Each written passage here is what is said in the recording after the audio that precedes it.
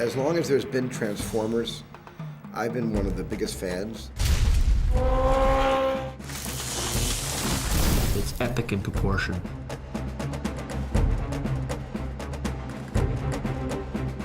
In this case, since we have planes, we got cars, we've got helicopters, we've got every possible version of technologies that we can have some fun with. We're going to do the most we can with it.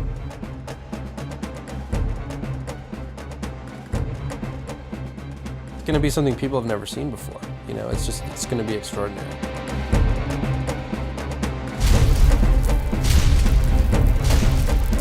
I think it's going to appeal to a lot of different ages. It's really very cool. This is one of those movies where, you know, it's just, wow, I've got to see this over and over again.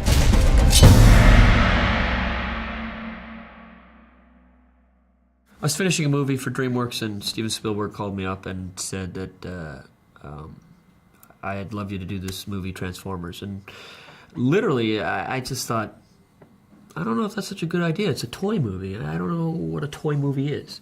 You know, what is this really going to be? And everyone thinks it's going to be a cartoon. I understood what the toy was, but I didn't know how there's a movie to build around this. You know, he loves cars anyway. So to say, these are cars, you're going to be able to do a car chase where the car can get up, finally, and walk across the freeway. He was like, okay, now I get what this is. And from then on, he just exploded with ideas. And I went to Hasbro in August. I was very impressed. Read a lot about Transformers. And I like gadgets. I like things. I like cars. I've been a big motorhead my entire life. The fun thing about working with Michael, especially on a movie like Transformers, is that he's got sort of an incredible compass for what pleases a really big audience. My whole thing was, I only want to do this movie if I can make it dead real, believable. You're going to have photorealistic, you know, automobiles and jets that are going to transform into, you know, something that looks like Jurassic Park dinosaurs, except, you know, they're talking robots with characters. What has been fun in this process is inventing new toys and new stuff to... I let my mind go wild in creating some of these interesting things.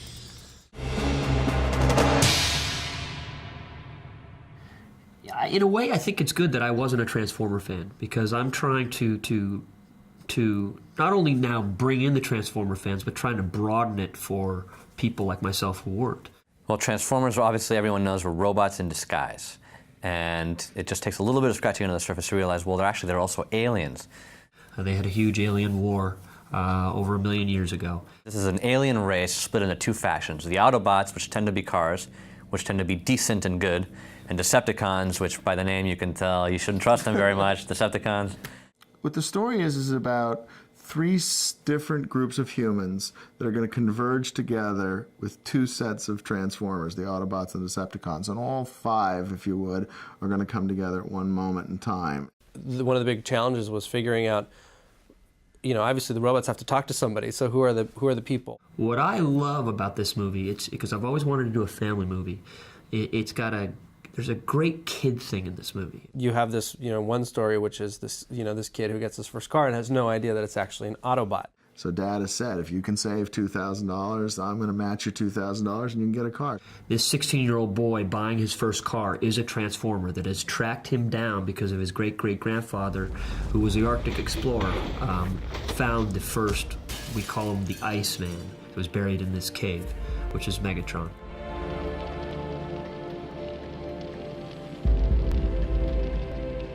Starts off in the Arctic in 1897.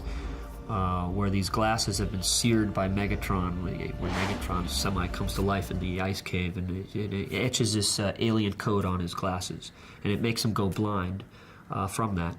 So, actually, it's the kids who know the most in this movie, because they're the ones that had the first-hand exposure to the Autobots. I love the robot stuff in this, but I bet the people story is fun in this movie.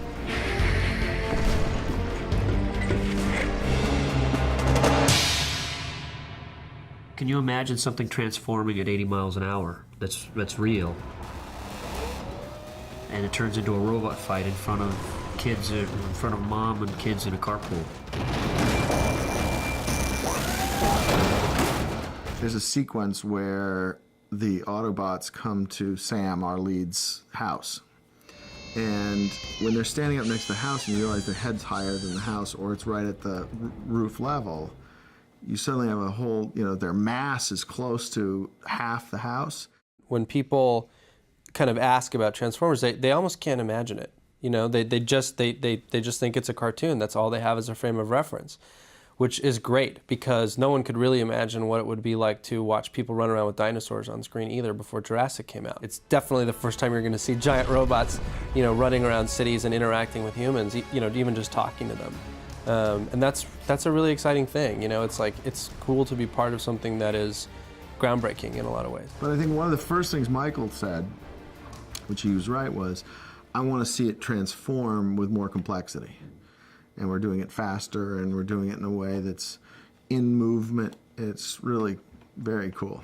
Seeing the way that Michael has the cars actually transforming is really amazing. It's even hard. It was even hard for us to imagine before we saw the animatics. There is a scale of storytelling that's very hard to accomplish. Yes, it's a 32-foot or 18-foot or 16-foot or 12-foot, depending on which guys we're talking about.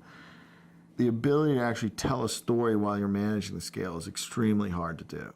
That's why Michael is is just perfect for this, because he really understands how to keep the story alive while handling these huge monolithic things going on in these battles. So that I think what fans can really look forward to is that you're never going to lose sight of the core story and the emotion of the story in the middle of some really great pandemonium. I've gotten to know Michael through this process. I'd never worked with him before, and what I didn't understand about Michael without having known him was how much heart he has. Everybody knows how phenomenally technologically capable he is and the amazing action he's capable and all those things, but how he's been able to integrate heart with technology is what I've found very interesting in watching him through the process. There's a great little cute scene where I've got this little boy or girl, 5 years old, pulling a tooth from under their pillow at night when they see this huge flash in the backyard. This Autobot sphere, the way they come down from space, has landed in his or her pool. And so this kid thinks the tooth fairy is there, and they take the tooth, they go out to the backyard, and they walk out all by themselves, and they see this steaming pool.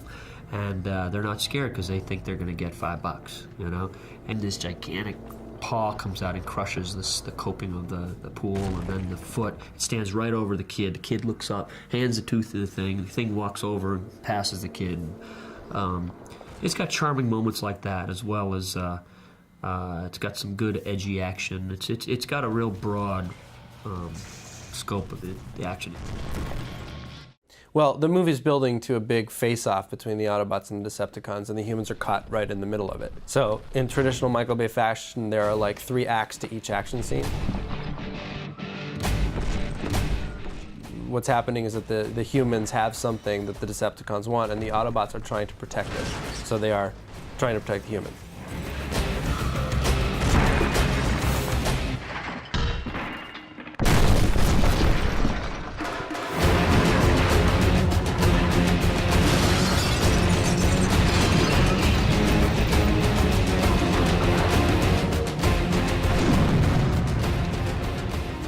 No one does car chases better than Michael. I mean, they're incredible. They're at Mach 3, and you feel like you're right in the middle of them. But no one's ever seen a car chase where the car was literally transforming into a robot in the middle of the car chase. They're robots in disguise. And so a lot of the tension of the movie is, there's basically this secret war happening between this race of Autobots and Decepticons. They can't hide anymore. Their war is finally, the stakes are too high, and it's finally spilled out literally into our cities. It's going to be something people have never seen before. It's going to be extraordinary. And the thing that's great about it too is it's not just cars, it's jets that are transforming, and it's helicopters that are transforming, and it's just every kind of vehicle you can imagine. It's incredible. It's really amazing.